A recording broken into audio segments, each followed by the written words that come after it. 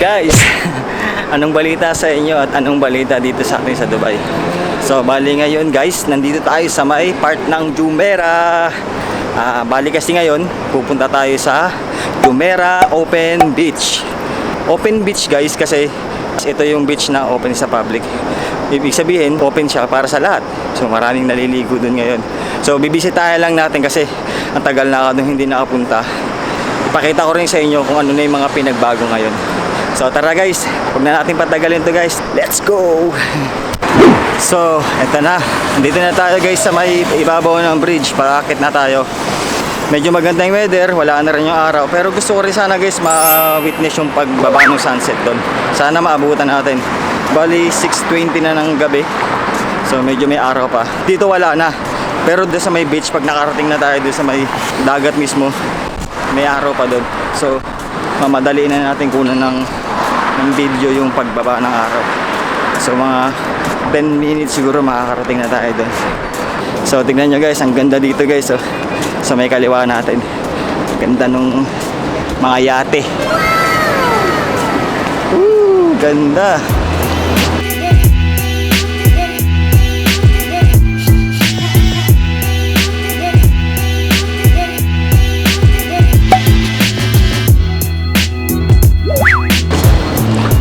Bali, ito palang lake na to, konektado siya sa dagat.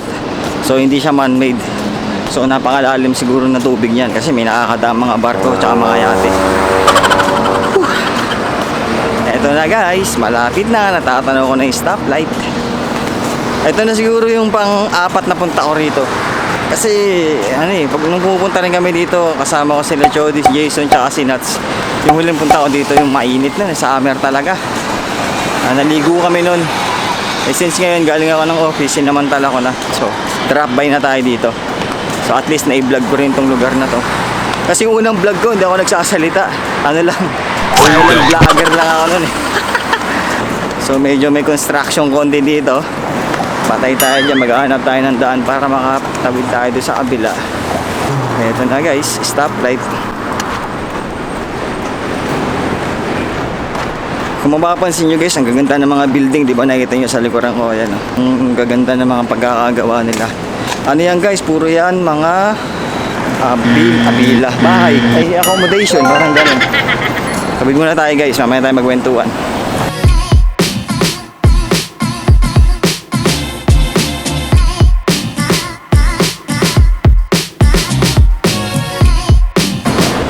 Puro to guys, apartment, yung mga bahay na yung nakikita nyo, yan, diba?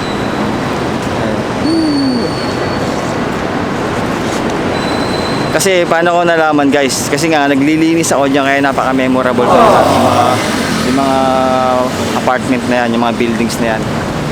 Nakakapaglinis ako dyan dati nung nagtatrabaho pa ako sa cleaning company. Halos lahat yan, aakyat ko na yan. Marami din kami mga kliyente dyan, mga customer na namin na suki na kami na naglilinis kami dyan. So bali guys, dito pala merong tram. Ayan yung rails niya.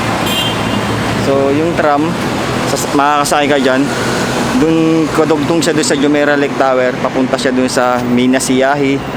So maiikot siya dito sa tong area na to sa Jumeirah. Kung gusto mo magpunta, kung ayaw mo maglakad, gusto mo mag-tram, may mga station din na mas malapit para makapunta ka ron.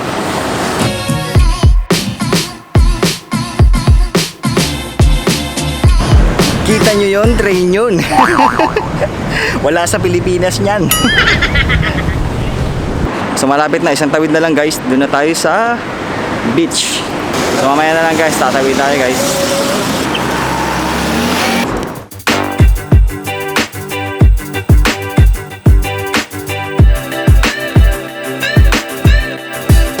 So yun na guys, nandito na tayo, malapit na. So ilang lakad na lang, malapit na tayo sa seashores. Tama ba yun? O dalampasigan. Ang hirap mag-English. Nosebleed. Arkila na rin ng mga eco bike. Pinaparentahan guys yung mga mga bike na yun. Diyan, mga rechargeable bike na pwede mo gamitin dito pa ikot-ikot ka sa Jumeirah Beach.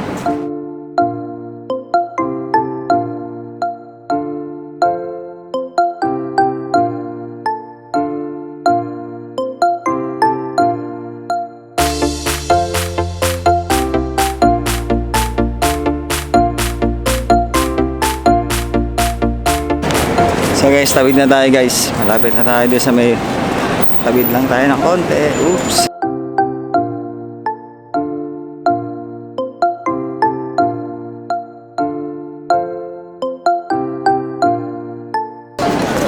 So guys, andito na tayo.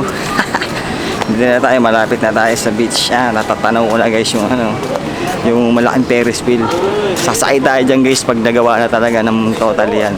Ang ganda na dito guys, ang dami ng pinagbago.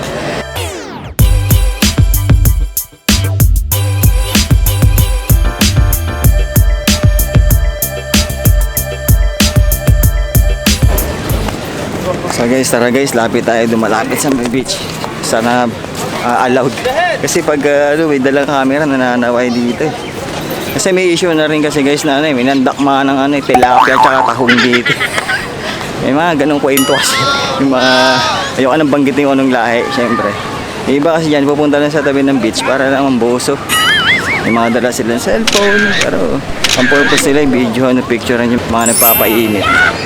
Kaya yun, pinaghihigpitan din nila yung mga lumalapit doon. Kung hindi ka mukhang maliligo, sisitahin ka.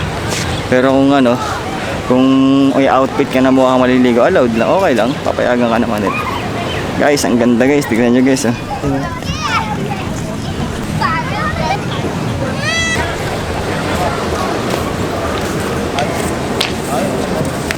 So guys, andito pala tayo guys sa may dulo banda. So lapit tayo sa may beach. Lapit pa tayo ng konti sa may tubig mismo. Sana pa tayo sitahin. Pag sinita tayo, alam na. Pag sinita, balik. Pag hindi, tuloy. Oh, ito yung gusto kong sakyan. Flying cup at the beach. Ito yun, no? Ito guys, susunod guys, sasakay natin to. Ayan. May pakain dyan sa taas eh. Tapos nakabiting kayo. 60 lang ata ang bayad dyan or 50. Inquire tayo guys. Tingnan natin. Ay, tanong natin kung magkaanap. Dito na sa may gilid yung niya. Bilihan ng ticket.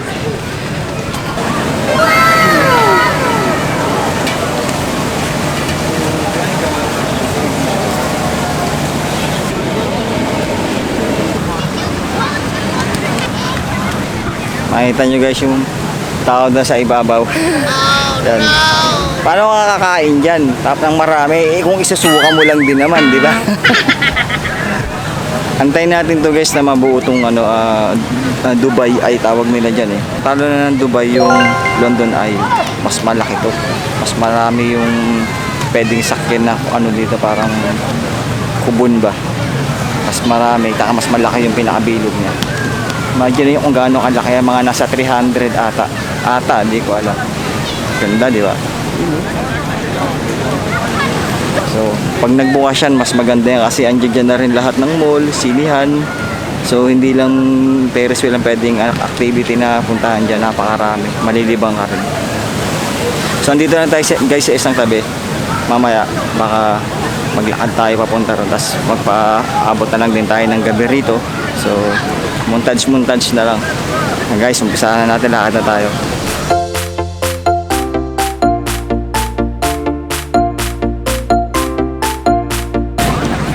Merong platables pala doon guys na lumulutang. So, nung naligo pala kami dito last time nila Jason tsaka ni Nats. Ay ni Chody. Sama na, tatlo kami nun eh. Pumunta kami dyan sa platable. Pero ako hindi ako nakapunta eh. Lalim eh. Malunod ako. So, dyan lang ako sa gilid. Sila pumunta doon. Libre naman pumunta doon. Ay hindi, may bayad pala. Bawal sumampa. Kapit-kapit ka lang doon sa gilid. Pag nagbayad ka, ihahatid ka ng salbabida ata or parang jet ski para madala ka doon. Usually mga bata ang nag-grab nung na yan, palaruan na yan. So diyan ka sa ibabaw, pero naka-life vest ka naman kaya safe. Lalo na yung bata, diba? In case na mahulog yung bata sa tubig, lulutang pa rin. So tingnan nyo guys, magdidilim na guys. Mag-aalas 7 na ng gabi. Makita nyo naman, maliwanag pa. Alam ko sa camera ko maliwanag pa to.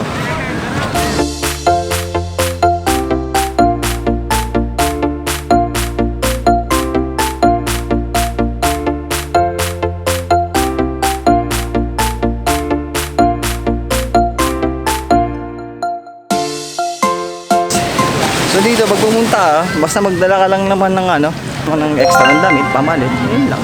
Tsaka extra pera, syempre kakain ka. So dun kung gusto mo naman kumain, dun sa may kabilang gilid, dun maraming mga makakainan dun. Magkakadikit na yung mga shop dyan, food chain dyan. PF Chunks, Burger King, KFC, ayun lang naman mga common na pagkain dito. Tapos syempre may mga restaurant din na mga magaganda, mga class, syempre mahal. So guys, sa likod ko pala guys yung mga hotel.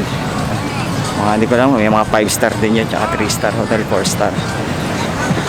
A few inches later. So ngayon guys, paano na tayo? Pauwi na tayo.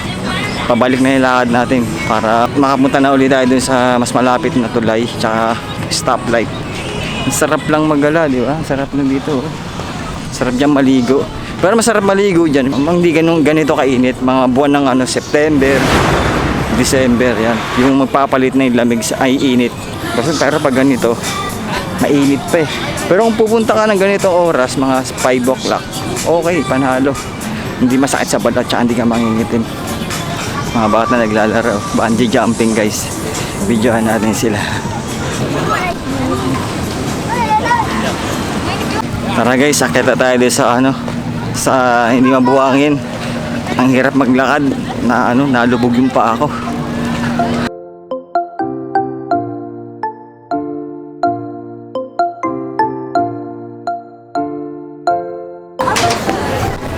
Tignan nyo guys yung mga restaurant dito, ang gaganda.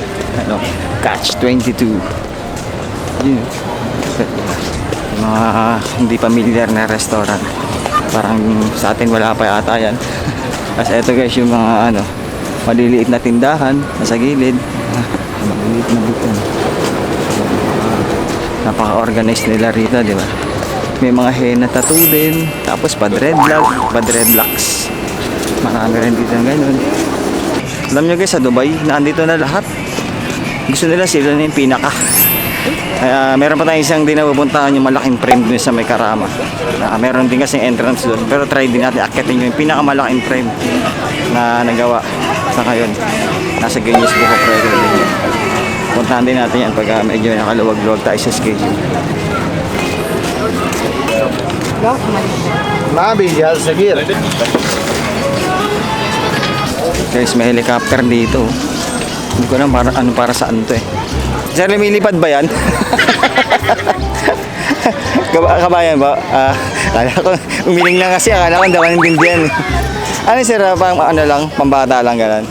Pagpasok sa loob, parang parang ka nagdadrive kunwari. Passenger lang. May virtual reality na kasama. Ganda eh, no? Magkano ticket, sir? 50. Ikaw piloto yan. Naka-outfit. Sige sir, salamat sir. Si kabayan yung operator ng siya yung operator ng helicopter. Hindi naman nalipad. Parang lang, hologram lang din sa loob. TV lang din. Sakay na. Biyaheng Cebu yan. Ganda guys ng 4x4 sa likod ko. Siguro pinaparapol yan. Sana ako na manalo nito. Pag nakarating tayo guys sa may dulo nito, saan na tayo? Kaliwa na tayo. Tapos uwi na tayo guys. So alas 7 pasado na, mga 7:10 na ata ng gabi. Ito na guys yung dulo. Yung hotel pala doon guys sa dulo, kung napapansin nyo yun, malapit doon sa may Ferris wheel na malaki. Tawag doon Blue Water and Resort. Ano yun? Paliguan. Blue Water Hotel. Wow! Bukas na yung ilaw.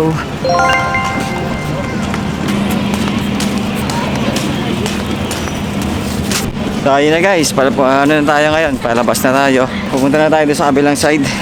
Ito na yung dulo. So hanap na lang tayo ng mga bibilhan ng inumin. Gusto kong mainom ng malamig na tubig. Ang init! Woo! Init! Hindi, uuhaw lang ako guys. Iba talaga yung init dito, lakas makapanghina. Parang minsan hindi na rin maganda sa katawan. Nakaka-dehydrate kasi, di ba? Mamaya na lang guys. Nandito na tayo guys sa may Rotana Hotel. Ayun, may nakita akong Burger King. Tingin tayo guys. Gutom ako, gusto kong kumain. Kasi bukas, pasok na. Back to normal na tayo. 2 days lang naman napasok. Tapos, day off ulit. Diba? Galing, di ba? Hindi pa din diretso eh. Para masaya eh. Abuso rin, di ba? Pasok tayo guys sa loob ng shop.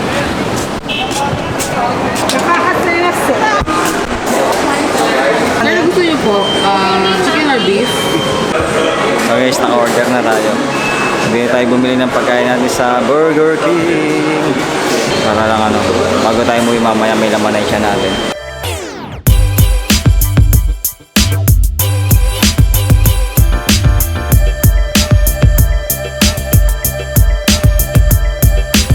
So yun na guys, nakahanap tayo ng pwesto. Nasa taas tayo.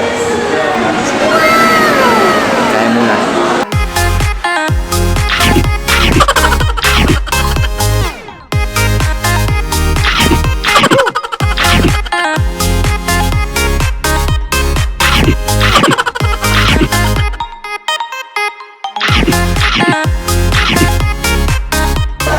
So, tapos na tayo guys kumain guys. Bigla akong inantok. Ito problema pag nabubusog ako, inaantok ako. Kita lang tayo guys sa labas. Ganda ng lugar nila rito.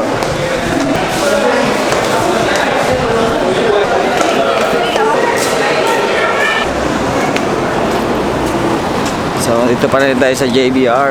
Malapit. Tapos, lakad na lang tayo ng diretso. Tapos, kung saan tayo kanina dumaan, doon na lang din tayo daan pabalik. So, kasi medyo mas maliwanag doon. So, bali ano na guys, 7:40 na ng gabi. Ang dami nga pala guys din dito ng ano, mga magagandang kotse. Mga sports car. So, ngayon ano eh, wala, hindi tayo pinalad eh. Siguro nung mga nakaraang araw, nung Eid, yun, bago mag-celebrate ng Eid, dami yan dito. Dito ako nakakita talaga ng mga, yung mga alam nyo yun guys, yung mga coaching na nakikita ko lang sa mga wallpaper ng cellphone. Pero dito talaga makikita mo na ang ganda-ganda talaga. Totoo sila. Kaya katulad yan, ito nasa gilid natin guys, Bentley. Ayan mo lang, diba? Ayan, isa sa mga mahal na sasakyan. Tsaka yung Rolls Royce ba yan? Rolls Royce. Yan, ganda rin. Lamborghini, common na yan dito. Tas Ferrari. Ano pa ba? Yan, Bentley, Rolls Royce, McLaren, Aston Martin. Tapos yung mga 4x4, ang dami dito. Ganda ng mga Mercedes-Benz. Dami yan dito. May kita mo, dyan lang sa tabi. Nakahambalang lang. Sa ating sobrang ingat, di ba? Kasi mahalos mga tao rito talaga na dami mga kaya. Ayun guys, so meron din isa sa gilid oh. Ano ba na yan? Nalimutan ko na. Basta sikat din yan. Basta mga ganitong oras tsaka hapon naglalabasan yung mga sports car dito. 2 hours later. So yun na nga guys, so hanggang dito na lang to guys, itong video na to. Maraming salamat sa pagsama sa nakakapagod at napakainit na paglalakbay natin dito sa Jumeirah. At sana na-enjoy nyo itong video na to. Hanggang sa muli guys. See you on my next video. Peace!